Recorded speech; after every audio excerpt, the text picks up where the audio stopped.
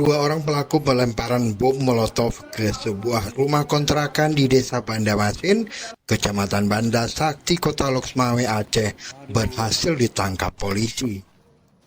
Aksi yang terjadi pada Kamis dini hari 8 Mei 2025 sekitar pukul 03.15 waktu Indonesia Barat itu terekam kamera pengawas.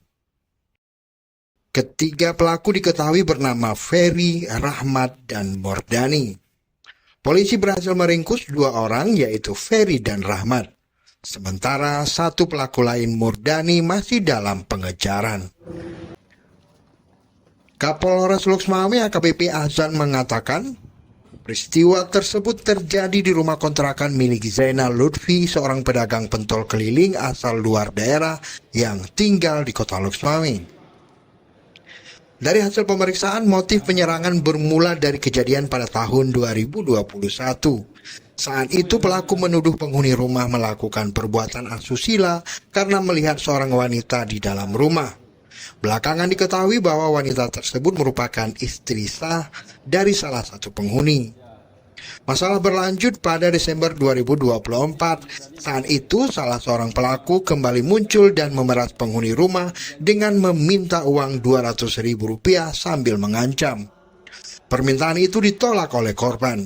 Puncaknya pada 8 Mei 2025, Mordani memberikan uang Rp10.000 kepada Rahmat untuk membeli bensin. Sementara Ferry mencari 2 botol sirup kosong.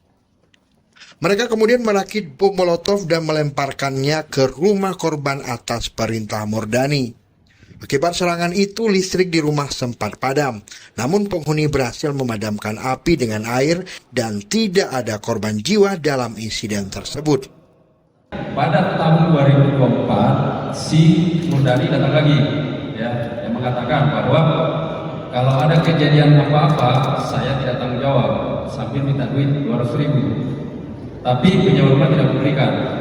Pelaku di belakang ini masing-masing sudah pegang molotov, kemudian dilemparkan ke arah rumah sewa tersebut.